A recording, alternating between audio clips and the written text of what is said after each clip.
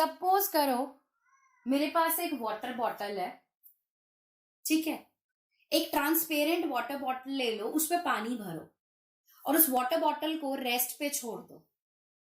तो वो बॉटल में जो पानी है वो एक ऐसा लगता है जैसे एक फ्लैट सा सरफेस बन गया।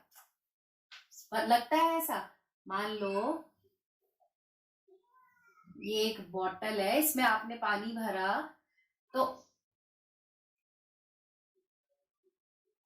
ये वाटर ऐसे आपने इसमें फिल करा होगा। तो जब आप इसको रेस्ट पे छोड़ते हो तो आपको लगता है ना कि ये बिल्कुल सीधा सा एक सरफेस है, हल्का सा मेनिस्कस होगा ऑफ कोर्स, बट वैसे बिल्कुल आपको एक फ्लैट एक मेम्ब्रेन की तरह नजर आता है। अगर मैं इस बॉटल को थोड़ा सा टिल्ट कर दूं, suppose if I tilt the bottle, तो क्या होगा? टिल्ट करके बिल्कुल रेस्ट पर लेकर आना है, तो क्या होगा? ठीक, रेनड्रॉप जो है हमेशा एक स्फेरिकल शेप ही लेती है। कभी देखा है स्क्वायर शेप की रेनड्रॉप्स आते हुए? कभी भी नहीं। They always take spherical shape. इन सारी चीजों के पीछे एक रीजन है जिसे बोलते हैं surface tension. The name itself gives you the answer. Surface tension. एक ऐसी टेंशन, टेंशन क्या होती है? फोर्स। एक ऐसी टेंशन, एक ऐसी फोर्स जो सरफेस पे क्रिएट हो। अब किसके सरफेस पे क्रिएट हो? लिक्विड का जो फ्री सरफेस है उस पर। ठीक, देखो, जो आपको जितनी भी ज्योमेट्रिकल शेप्स पता है, ठीक है, square, rectangle, circle, whatever, all the shapes that you know, for a given volume, sphere has the minimum area, least surface area। ठीक है, जितना भी आपको शेप्स वेव्स पता है, सारे में से जो स्फेयर होता है, for a given volume, a sphere has the least surface area। ये बहुत इंपॉर्टेंट टॉपिक है, इसको ध्यान से समझना, ठीक है। तो जब इस, और हर एक ऑब्जेक्ट की टेंडेंसी होती है कि वो स्टेबिलिटी एक्वायर करे, वो स्टेबल रहना चाहता है। तो जब मान लो मैं एक ड्रॉप पानी की लेकर अगर एक सरफेस पे डालूं, उस ड्रॉपलेट की भी यही कोशिश रहेगी कि वो उस सरफेस के साथ स्टेबल रहे, एक मिनिमम एरिया अपना एक्वायर करके रहे। वो अलग बात है कि ड्रॉप डालने के बाद वो स्प्रेड कर जाएगी, उसके पीछे का रीजन क्या है वो भी अभी समझा रही हूं, ठीक है। बट हर एक ऑब्जेक्ट की टेंडेंसी रहती है कि वो स्टेबिलिटी एक्वायर करे, यानी कि वो मिनिमम सरफेस एरिया एक्वायर करे। यही चीज हर लिक्विड जो रेस्ट पर है उसके साथ होता है। जो भी लिक्विड रेस्ट पर है, even that liquid will have a tendency to have a minimum surface area। ठीक, अब मान लो ये वाटर ड्रॉपलेट है, ठीक है। ये जो इसका सरफेस एरिया है, दिस सरफेस एरिया, ये पूरा, राइट, ये जो इसका सरफेस एरिया है इसे हम फ्री सरफेस बोलते हैं। Why we call it a free surface? Because हम ये मान के चलते हैं कि ये ड्रॉप जो है that is free from all the external forces, even gravity. देखो, रेन ड्रॉप्स स्फेरिकल शेप की ही होती हैं, वो जब ग्रेविटी की वजह से नीचे गिर रही होती हैं तब उनकी शेप कुछ ऐसे हो जाती है, लेकिन otherwise drops are spherical in shape। सो अगर हम ये कहें कि कोई भी एक्सटर्नल फोर्स, इवन ग्रेविटी भी नहीं लग रही एक लिक्विड ड्रॉप पर, सो उसका जो ये सरफेस है वो फ्री बन गया। फ्री मतलब अब कोई फोर्स नहीं लग रही उस पर। सो ये जो फ्री सरफेस है इस लिक्विड ड्रॉप का, ये कोशिश यही करेगा कि वो एक लीस्ट सरफेस एरिया एक्वायर करके रखे। And least surface area sphere का ही होता है, इसीलिए ड्रॉप जो है उसकी शेप स्फेरिकल होती है। एंड सिंस ये लिक्विड ड्रॉप कोशिश कर रहा है मिनिमम सरफेस एरिया एक्वायर करने की, हेंस जो इस ड्रॉप का ये फ्री सरफेस है, this free surface will behave as if it is covered with a stretched membrane। ऐसा लगेगा कि जैसे खींच कर कोई एक मेम्ब्रेन इसके ऊपर लगा दी हो। जैसे आपने देखा है, आप गिफ्ट रैप करते हो, राइट? कोई गिफ्ट है, आप उसको रैप कर रहे हो, तो जो रैपिंग पेपर होता है आप उसको अच्छे से खींच के एकदम टेप लगा के बिल्कुल बढ़िया से बना देते हो। लूज रैपिंग पेपर तो नहीं रखते ना, अच्छे से खींच कर ही बनाते हो। तो ये एक स्ट्रेच्ड मेम्ब्रेन की तरह लगने लगता है। समझ आया? जैसे मैं आपको दिखाती हूं, मेरे पास है, ये देखो, ठीक है? ये जो है, अब ये आपको कहीं से लूज तो नहीं लग रहा ना, ये एकदम खिंचा हुआ सा स्ट्रेच्ड है बिल्कुल मेम्ब्रेन। देखो अगर मैं हाथ भी लगा रही हूं, ये देखो एकदम स्ट्रेच्ड मेम्ब्रेन है ये। सो ये सेम चीज यहां होती है लिक्विड ड्रॉप में।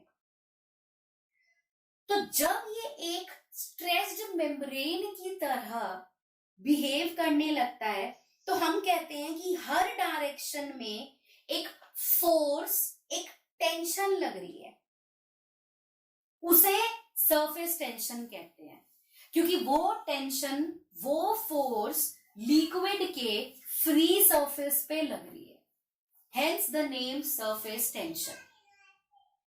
मैं एक बार फिर एक्सप्लेन कर रही हूं, ध्यान से सुनना।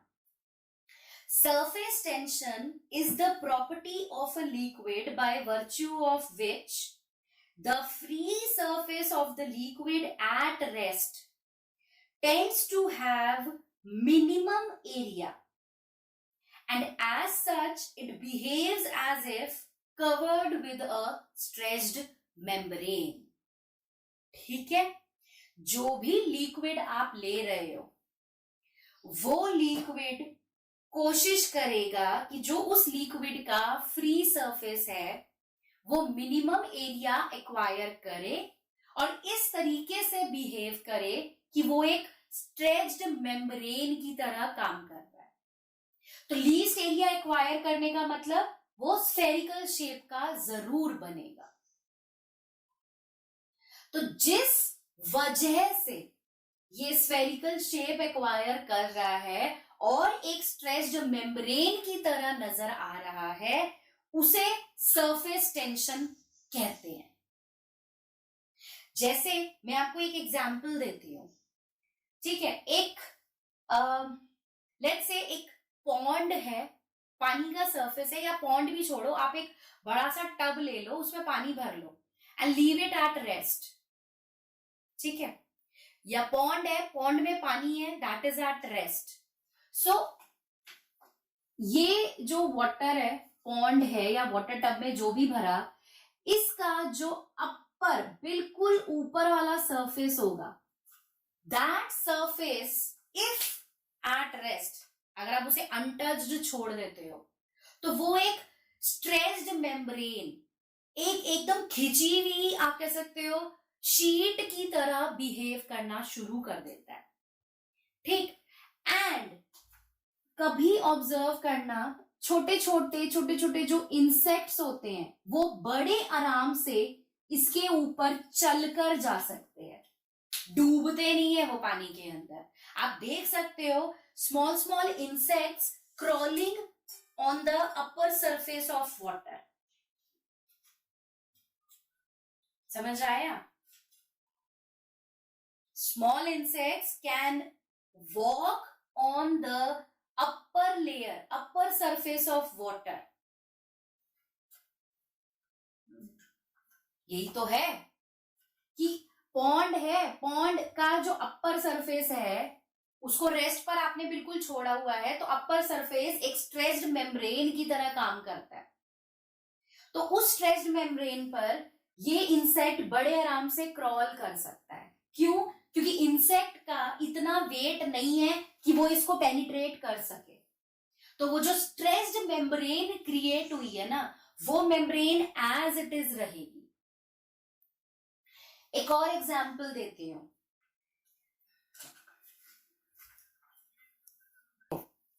I'll give you one more example. एक टेंट लगा हुआ है, ठीक है, there is a tent. Suppose ये दो डंडे हैं, यहां पर ये ऊपर टेंट फिक्स किया हुआ है, ठीक है, and it started to rain, बारिश होनी स्टार्ट हो गई, ठीक है। उसने बोला जी कुछ नहीं होगा, जो भी जिसने टेंट लगाया कि कुछ नहीं होगा, पानी नीचे नहीं आएगा, ठीक। एंड अब क्या हुआ, टेंट अभी तक पानी नीचे नहीं आया। जैसे ही आप ये थोड़ा सा यहां से मान लो एक डंडा मार के इसको हिला देते हो टेंट को, तो क्या होता है, छोटे छोटे ड्रॉपलेट्स नीचे गिरना शुरू हो जाते हैं, होते हैं। मतलब जब तक आपने टेंट को छेड़ा नहीं था तब तक ठीक था, जैसे ही आपने टेंट को टच कर दिया तो वो पानी नीचे गिरना शुरू हो गया। सेम कॉन्सेप्ट है सरफेस टेंशन। कैसे हुआ, टेंट जो है खींच के टेंट को फिक्स किया हुआ है, सो टेंट का ये जो अपर सरफेस है that acts as a stretched membrane, ठीक। अब टेंट के अंदर जो पोर्स हैं, उसके फैब्रिक में जो पोर्स हैं, वाटर जो रेन ड्रॉप्स आई वो उसके उन पोर्स में, पोर्स के अंदर चली गई, इकट्ठी हो गई। वो पोर्स जो थे टेंट के, उन्होंने रेन ड्रॉप्स को पकड़ लिया अपने साथ, ठीक। अब सिंस ये सरफेस एक स्ट्रेच्ड मेम्ब्रेन की तरह काम कर रहा है, तो ड्रॉप्स वहीं की वहीं अटकी रह गई। जब आपने एक कोई भी एक डंडा मारकर इस टेंट के सरफेस को मूव कराया तो क्या हुआ, आपने स्ट्रेच्ड मेम्ब्रेन को डिस्टर्ब कर दिया। Yes, you have disturbed the stretched membrane. तो जब स्ट्रेच मेम्ब्रेन ही डिस्टर्ब हो गई तो जो वाटर ड्रॉपलेट्स इस टेंट के सरफेस में अटके हुए थे डेफिनेटली वो नीचे आके गिरेंगे। तो ध्यान रखना, जितनी ज्यादा सरफेस टेंशन होगी उतनी ज्यादा टेंडेंसी होगी एक लिक्विड की कि वो स्फेरिकल शेप बनाए। जहां सरफेस टेंशन कम होगी वहां वो लिक्विड स्फेरिकल शेप नहीं बनाएगा, वो फैल जाएगा, स्प्रेड हो जाएगा। क्लियर? जैसे एक और एग्जाम्पल देती हूं, डेटॉल है, सैवलॉन है।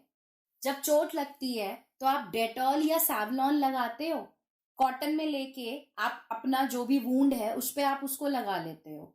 तो क्या होता है, क्या वो डेटॉल आपके उस चोट पर छोटी छोटी ड्रॉपलेट्स बनाता है, या वो डेटॉल सब जगह फैल जाता है, स्प्रेड हो जाता है ना सब जगह? क्यों हुआ? डेटॉल जो है, जो डिसइंफेक्टेंट है, बेसिकली कोई भी डिसइंफेक्टेंट आप देख लो, हर डिसइंफेक्टेंट में जो सरफेस टेंशन होती है वो कम होती है, ठीक है। All the disinfectants they have low surface tension. तो अब जब सरफेस टेंशन कम है तो वो डिसइंफेक्टेंट ड्रॉपलेट्स नहीं बनाएगा, वो मिनिमम एरिया एक्वायर कर ही नहीं पाएगा। तो जब वो मिनिमम एरिया एक्वायर ही नहीं कर पाएगा तो वो स्प्रेड कर जाएगा। इसीलिए जो भी डेटॉल है वो आपका चोट पे फैल जाता है। क्लियर? समझ आया? So far we have discussed that if we have a liquid which is at rest, okay, and if that liquid is free from all the external forces, there is no external force which is acting on that liquid, even gravity we are ignoring, ठीक है. तो अगर हम एक liquid at rest लेते हैं बहुत small quantity में and we say that all the forces that are acting on it are zero, there no force acting on it, so that liquid will try to have minimum area. ठीक है, वो liquid हर बार यही कोशिश करेगा कि वो minimum area acquire कर सके. And sphere has a minimum surface area, so every liquid which is at rest, it will try to acquire a spherical shape so that it can have a minimum surface area. So this property of the liquid to have a minimum surface area is surface tension. And जब वो liquid कोशिश करेगा एक minimum area acquire करने की, तो वो उसका जो फ्री सरफेस है, फ्री सरफेस का मतलब जैसे ये लिक्विड ड्रॉप है, इसका जो ऊपर का सरफेस है, मैं आप कह सकते हो कोटिंग जैसे, ठीक है, जो कवर है, आउटर कवर जो है लिक्विड का, कि ये ऊपर से कवर्ड है और अंदर पानी है इसमें. सो इस लिक्विड का जो एक कोटिंग है, that will start behaving as if it is a stretched membrane. एक बहुत खींच के एक मेम्ब्रेन हमने बनाई दी है, ये वो है.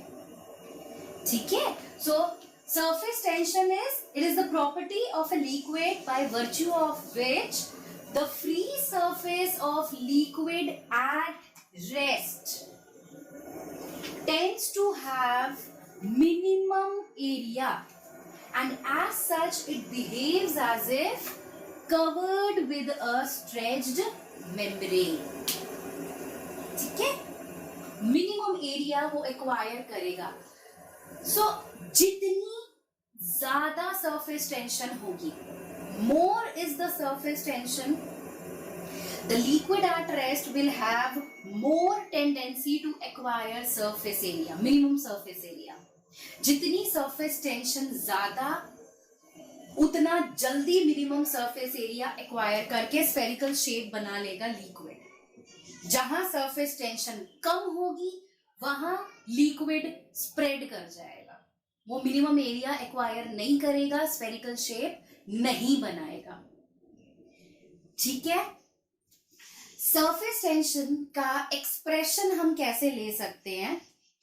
सपोज ये आपका एक लिक्विड ड्रॉप है, इस लिक्विड ड्रॉप पे let's imagine that there is an imaginary line. This we are imagining a line AB. Okay, it's an imaginary line drawn on the surface of the liquid tangentially. ठीक है, तो इस imaginary line पर अगर मैं कहूं surface tension की क्या डायरेक्शन होगी, so वो right angles to this imaginary line लगेगा हमेशा. ठीक है, दिस इज सरफेस टेंशन. या फिर अगर मान लो आप ये इमेजिनरी लाइन नहीं लेते हो, आप सीधा सीधा बोलो surface tension will act tangentially to the liquid surface.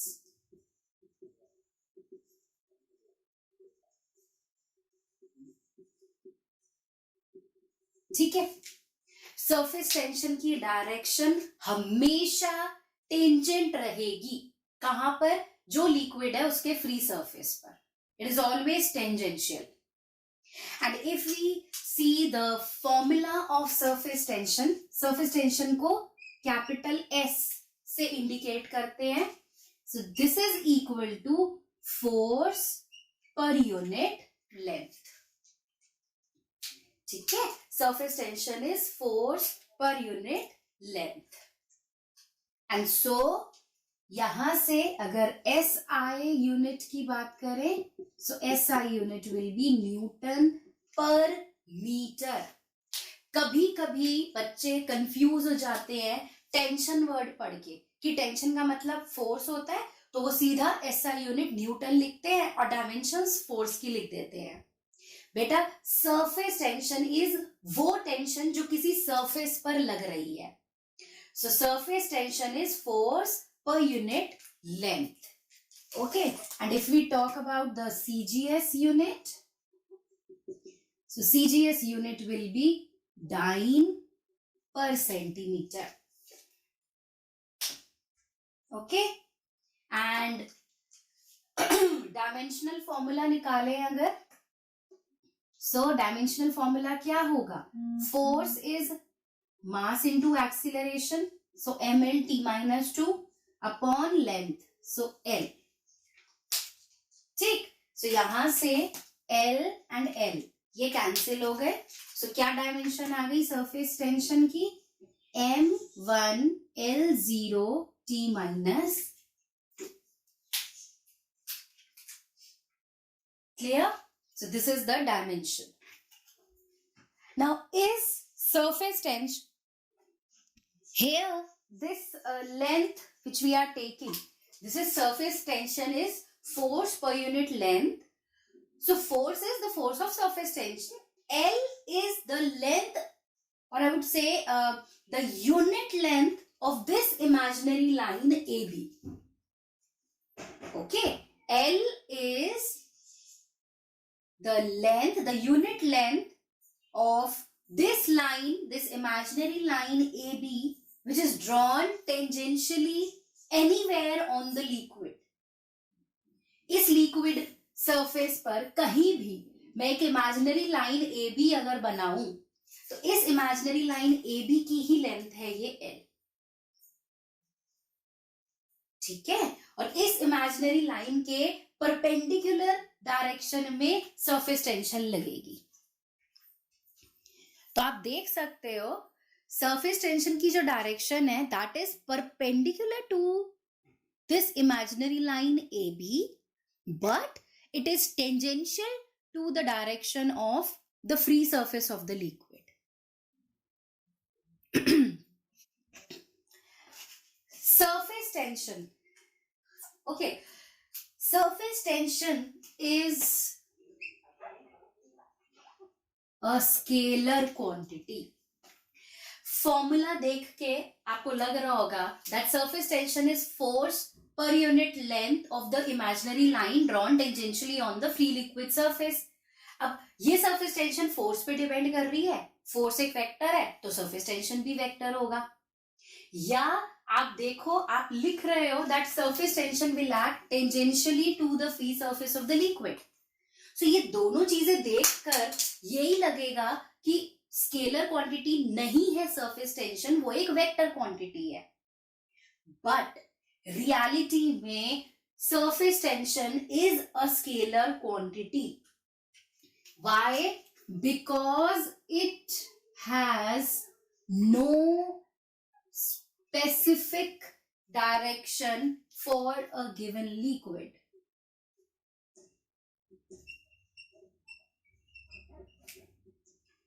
बेटा, हम बोल रहे हैं ना कि सरफेस टेंशन क्या है? सरफेस टेंशन वो फोर्स है जो एक लिक्विड के फ्री सरफेस पे लग रही है, जो उस लिक्विड को कॉन्ट्रैक्ट करेगी और मिनिमम सरफेस एरिया एक्वायर करवाएगी।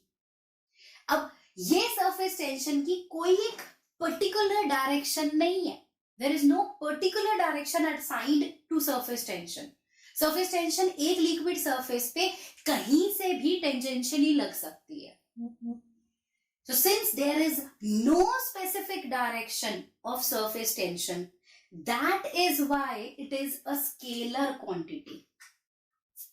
So this you have to remember. ठीक है? It is not a vector quantity, it is a scalar quantity. Surface tension के लिए हम यही कह रहे हैं कि ये एक ऐसी फोर्स है जो एक लिक्विड का फ्री सरफेस सरफेस है उसको कॉन्ट्रैक्ट करने की कोशिश करेगी ताकि वो एक मिनिमम सरफेस एरिया एक्वायर कर सके, राइट? सो अल्टीमेटली हो क्या रहा है, surface tension is reducing, it is decreasing the area of the liquid. Now if we want to increase the area, अब अगर मुझे एरिया बढ़ाना है सो मुझे एक वर्क करना पड़ेगा एरिया इंक्रीज करने के लिए, and that work has to be done against surface tension. Yes और नो? भाई ये लिक्विड है, मान लो this is a liquid, right? Surface tension tangentially लग रही है, मान लो इस सरफेस पर टेंजेंशियल डायरेक्शन में सरफेस टेंशन लग रही है जो इसको कम करने की कोशिश कर रही है एरिया को, करेक्ट? ताकि ये लिक्विड ड्रॉप जो है ये स्फेरिकल शेप एक्वायर करके मिनिमम एरिया ले ले.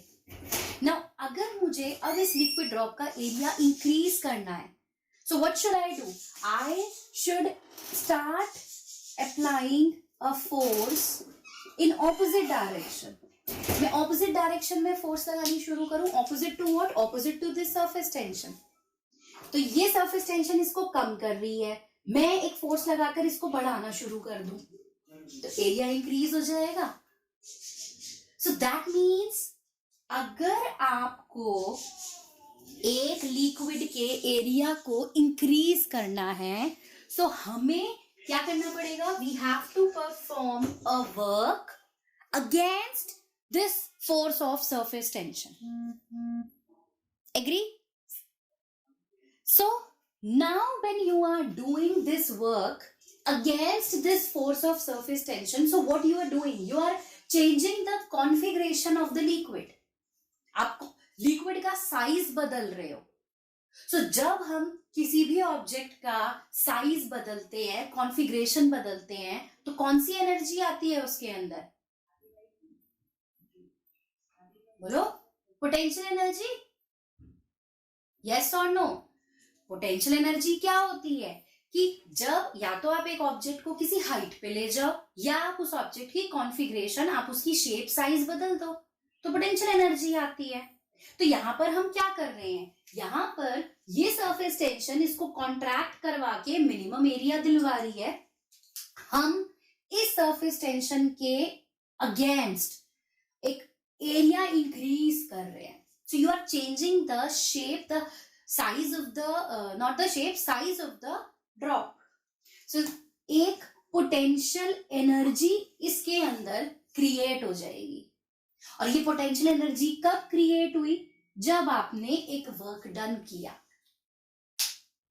So this work done which appears in the liquid surface, it will be stored as potential energy of increased area. जो एरिया इंक्रीज हुआ, कितनी पोटेंशियल एनर्जी उसके अंदर आई. सो इस पोटेंशियल एनर्जी को बोलते हैं सरफेस एनर्जी. सरफेस एनर्जी वो एनर्जी जो लिक्विड के सरफेस पर जनरेट हुई. और वो कौन सी एनर्जी है? Potential energy. ठीक है? सो ध्यान रखना, surface energy of a given liquid surface, it is defined as the amount of work done against the force of surface tension, right? Against the force of surface tension in forming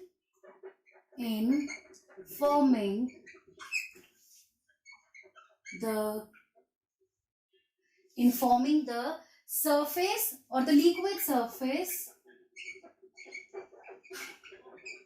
of given area. And this has to be done at a constant temperature.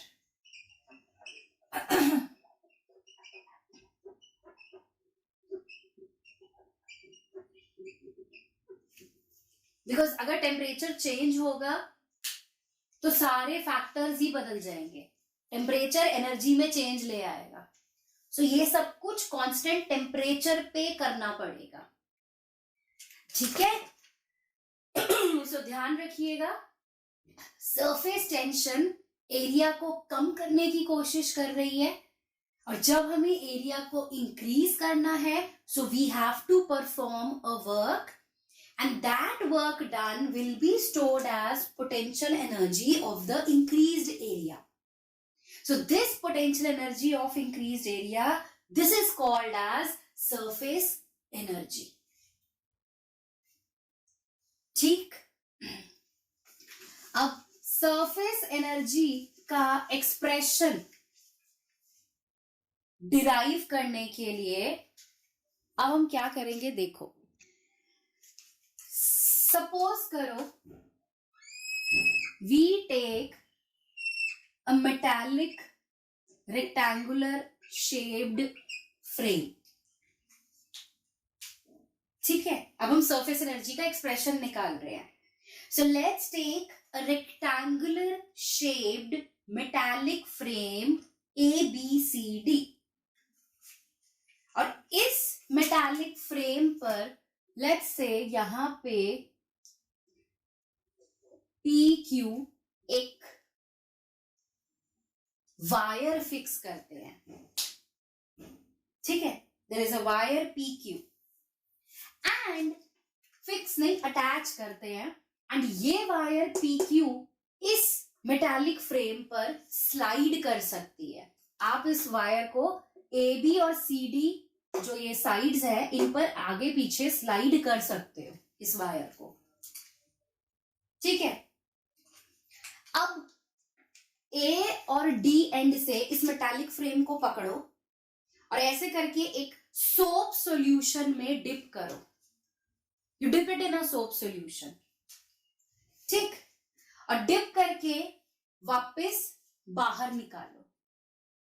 तो जब आप dip करके इसको वापस बाहर निकालेंगे तो क्या होगा, PBCQ इस पोर्शन में एक सोप फिल्म बन जाएगी,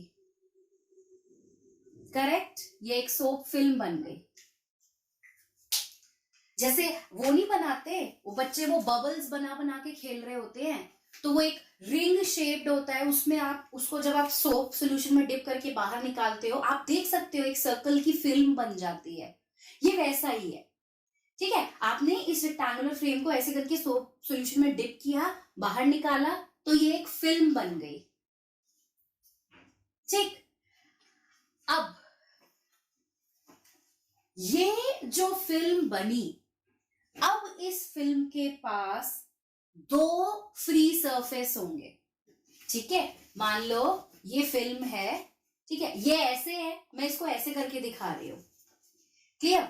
ये आपने डिप करा, बाहर निकाला, तो ये फिल्म बन गई है। अब दो फ्री सरफेस है इस सोप फिल्म के पास। दो कैसे हैं, एक ये ऊपर वाला सरफेस जो एयर के साथ कांटेक्ट में है, एक इस सरफेस के जस्ट नीचे वाला सरफेस जो एयर के कांटेक्ट में है। दोनों सरफेस बिल्कुल सेम है, but there will be two free surfaces of this film. समझ आया? There will be two free surfaces of the film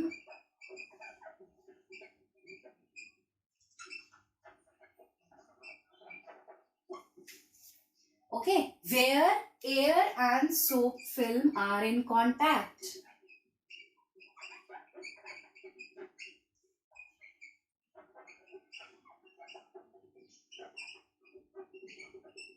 समझ आ गया? ये पॉइंट क्लियर हो गया ना सबको? बेटा डिप करके बाहर निकाला, एक सोप की फिल्म बन गई, उस सोप फिल्म के दो सरफेसेस है, एक ऊपर वाला सरफेस, एक नीचे वाला surface.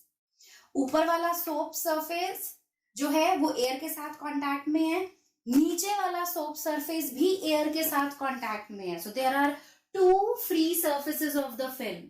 where soap and air, they are in contact. ठीक, अब now what we will do, अब हमें क्या करना है, देखो यहां पर अब ये जो सोप फिल्म बनी, अब इस सोप फिल्म पर क्या होगा, सरफेस टेंशन लगनी शुरू हो जाएगी, correct. Now surface tension will start acting on this soap film in tangential direction, tangential to this soap film. तो ये सरफेस टेंशन लगनी स्टार्ट होगी. अब ये सरफेस टेंशन क्या करेगा, इस सोप फिल्म के एरिया को रिड्यूस करने की कोशिश करेगा कि जल्दी से ये soap film minimum area acquire कर ले. ठीक है, तो सरफेस टेंशन इसको कॉन्टैक्ट करने की कोशिश करेगा. अब हम क्या करेंगे, हमें एरिया इंक्रीज करना है. ठीक है, so what we will do, we will apply a force F over here. इस वायर पर एक फोर्स लगाते हैं और इस वायर को यहां से आगे स्लाइड करके ले जाते हैं. Let's say P dash and Q dash. So इस PQ वायर को आप एक फोर्स लगाकर स्लाइड करके आगे ले जाओ P डैश Q डैश पर. Let's say it covers a distance of X. Clear, कोई दिक्कत यहां तक. एंड लेट्स से ये जो PQ वायर है इसकी लेंथ है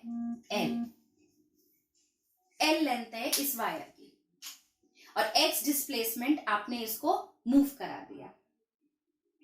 अब फोर्स अगर निकालें, हमने फॉर्मूला पढ़ा है S is equal to F by L.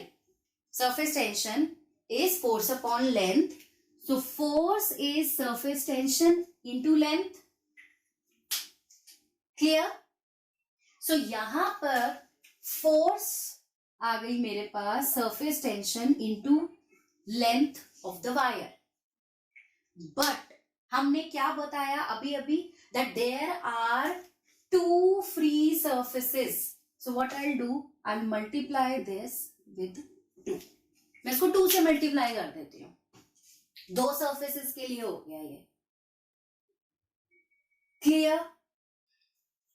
अब आपने जो वायर को स्लाइड किया PQ से P डैश Q डैश, यानी कि आपने इतना एरिया इंक्रीज कर दिया. You have increased this area. So increase in area, वो कितना हुआ, P dash P Q dash. इतना ही एरिया बढ़ाया. लेट्स से वो है डेल्टा A. और कितना होगा ये एरिया, ये P dash P Q dash rectangle shape है. रेक्टेंगल का एरिया कितना होता है, लेंथ इंटू ब्रेथ, करेक्ट. तो यहां लेंथ कितनी है PQ, जो क्या है L. ब्रेथ कितनी है QQ डैश, जो है X.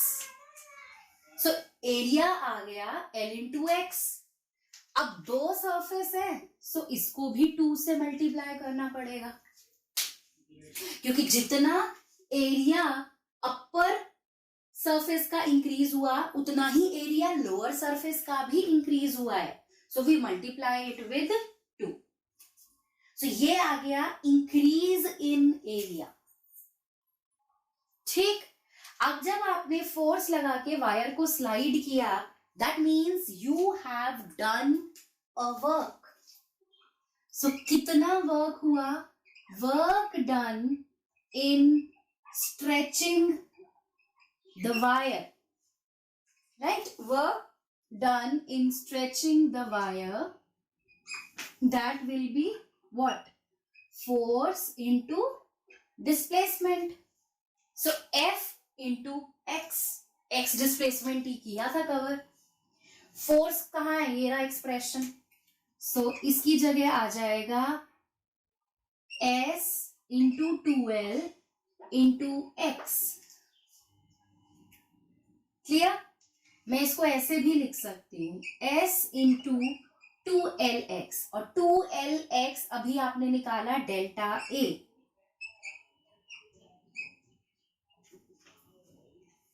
So this is the work done. Surface tension into increase in area. और हमने क्या पढ़ाया अभी अभी? That the work done will be stored as potential energy of increased area. ये रहा increased area, delta A. So this work done will be stored as potential energy. और potential energy को क्या कहते हैं? Surface energy. So यहां से आपके पास surface energy का expression आ गया ये। So surface energy is what? It is the product of surface tension and increase in area. ध्यान रखना, this is not area, this is increase in area. मतलब ये जो एक स्ट्रिप बन गई P dash P Q Q dash, इसका कितना एरिया है जो आपने इंक्रीज करा है? So surface energy which is equal to the potential energy of increased area, right? जो कैसे मिला? Work done against the force of surface tension. So this surface energy is equal to surface tension into increase in area. Clear है बेटा? And if we take this delta A as 1 meter square, unity अगर हम ले लें इसको, so यहां से surface energy is equal to surface tension आ जाएगा।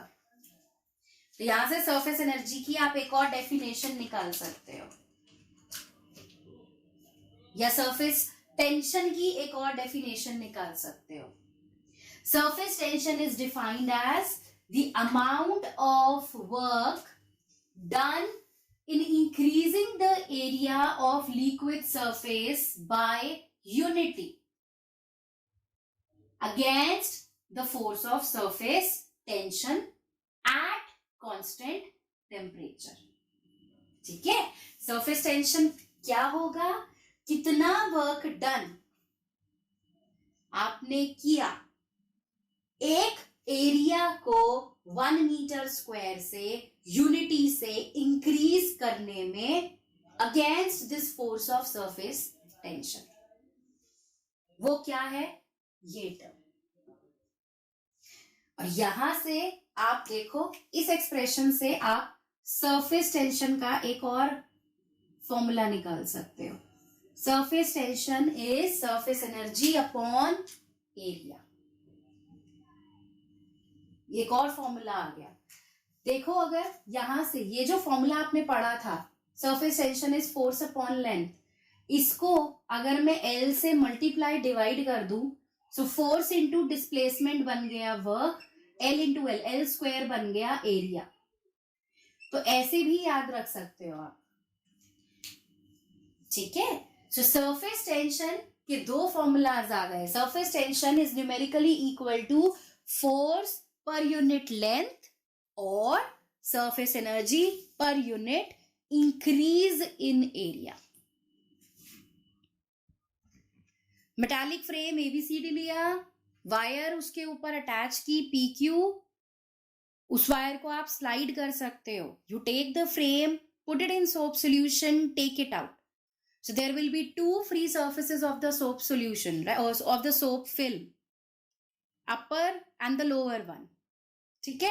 अब आपने एक फोर्स लगाकर PQ वायर को P डैश Q डैश नई पोजीशन पर शिफ्ट किया एरिया इंक्रीज करने के लिए।